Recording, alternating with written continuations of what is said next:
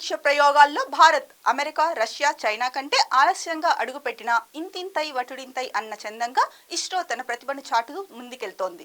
గడిచిన దశాబ్ద కాలంగా కీలకమైన ప్రయోగాల్లో విజయం సాధిస్తూ ప్రపంచ దేశాలను అబ్బురపరుస్తోంది. తాజాగా గత నెల 30న చేపట్టిన PSLV-60 ప్రయోగం ద్వారా స్పాడెక్స్ అనే 2 జంట ఉపగ్రహాలను ఇస్రో ప్రయోగించి కీలకమైన ప్రయోగాన్ని విజయవంతం చేసి చూపించింది. సూర్యుడు, చంద్రుడు, అంగారక గ్రహాలపై కీలకమైన ప్రయోగాలను చేపట్టి అంతరిక్ష ప్రయోగాల్లో మేమే సాటి అని చెప్పుకుంటున్న దేశాలకు సైతం సాధ్యం కాని ఎన్నో రహస్యాలను ఇస్రో బయటపెట్టగలిగింది.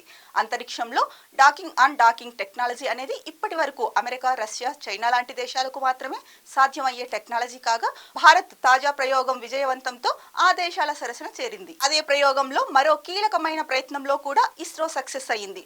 అంతరిక్షంలో విత్తనాలను మొలకెత్తించే ప్రయత్నంలో సక్సెస్ అయిన విషయాన్ని ఇస్రో ప్రకటించింది. ఇస్రో చేపట్టే రాకెట్ ప్రయోగంలో ఇంధనం 4 దశల్లో ఉంటుంది. 4 దశలు విజయవంతమవుతూ దశలో ఉన్న పరికరాలన్నీ కిందకు పడిపోతూ ఉంటాయి.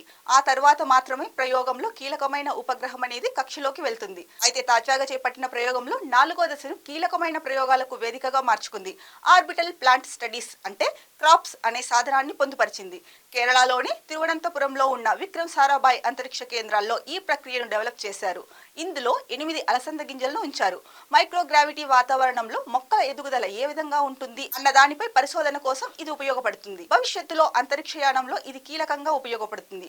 ఎందుకంటే సుదీర్ఘంగా అంతరిక్ష ప్రయోగాలు చేపట్టే క్రమంలో వ్యోమగాములు ఆహారాన్ని రోదసీలోనే పండించుకునే పరిస్థితి ఉంటుంది. అలాంటి సందర్భంలో ఇస్రో చేపట్టిన తాజా ప్రయోగం ఎంతో ఉపయోగపడుతుంది.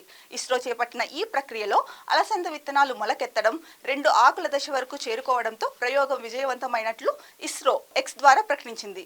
ఈ ప్రక్రియ అంతా రికార్డ్ అయ్యేలా కెమెరాను ఏర్పాటు చేసి దాని ద్వారా ఎప్పటికప్పుడు ఇస్రో శాస్త్రవేత్తలు పరిశీలిస్తున్నారు. Hats off ISRO.